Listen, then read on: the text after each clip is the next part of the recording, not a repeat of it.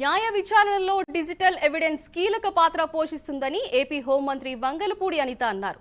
నేరమేదైనా సరే పోలీసులు న్యాయ వ్యవస్థలు సమన్వయంతో పనిచేస్తే కేసుల సత్వర పరిష్కార మార్గం సగం అవుతాయని అన్నారు. విజయవాడలో డిజిటల్ ఎవిడెన్స్ పాత్రపై ప్రత్యేక వర్క్షాప్ నిర్వహించారు. ఈ కార్యక్రమానికి మంత్రి అనిత ముఖ్య అతిథిగా హాజరయ్యారు. టెక్నాలజీతో నేరాలను నియంత్రించాలని వంగలపూడి అనిత సూచించారు.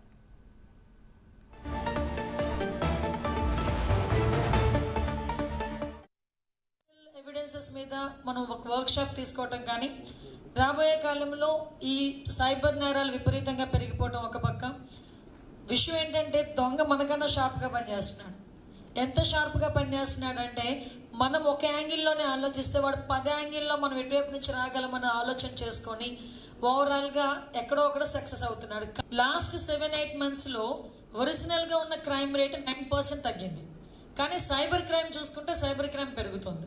అంటే మనకి తెలియకుండానే సైబర్ క్రైమ్ వాళ్ళలో చాలామంది డాక్టర్లు, ఇంక్లూడింగ్ లాయర్లు, కొంతమంది పోలీసులు కూడా ఆ ట్రాప్లో పడిన సందర్భం. అంటే అంత తెలివి మీరిపోయారు. ఓవరాల్గా చెప్పాలంటే టెక్నాలజీ పెరుగుతుంది, టెక్నాలజీకి మనం అనుసంధానం అవ్వాలి.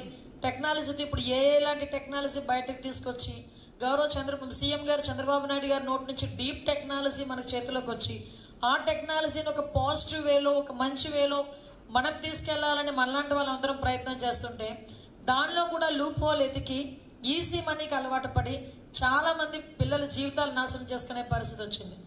దీనికి ఫుల్ స్టాప్ పెట్టాలంటే కంపల్సరీగా మీలోని అదేవిధంగా మా డిపార్ట్మెంట్లోని రెండు కూడా డిజిటల్ ఎవిడెన్సెస్ మీద మీకు, అదేవిధంగా డిజిటల్ క్రైమ్ ఏ రకంగా జరుగుతుంది దాని ఇన్వెస్టిగేషన్ మీద పోలీస్ డిపార్ట్మెంట్కి ఎప్పటికప్పుడు ఈ ట్రైనింగ్ ప్రోగ్రామ్స్ కానీ, అవేర్నెస్ ప్రోగ్రామ్స్ అని కానీ ఇవ్వటం అనేది చాలా అవసరం. ఈరోజు మర్డరో, రేపో, వాట్ ఎవర్ ఇట్ ఏమి జరిగిన తర్వాత ఛార్జ్ షీట్ ఓపెన్ చేసిన దగ్గర నుంచి, ఎఫ్ఐఆర్ ఓపెన్ చేసిన దగ్గర నుంచి, ఛార్జ్ షీట్ ఓపెన్ చేసిన దగ్గర నుంచి కూడా మీ లీగల్ టీం కనుక పోలీస్ డిపార్ట్మెంట్ వాళ్ళకి సపోర్టివ్గా నుంచుంటే ఎందుకు కన్విక్షన్ పడదు.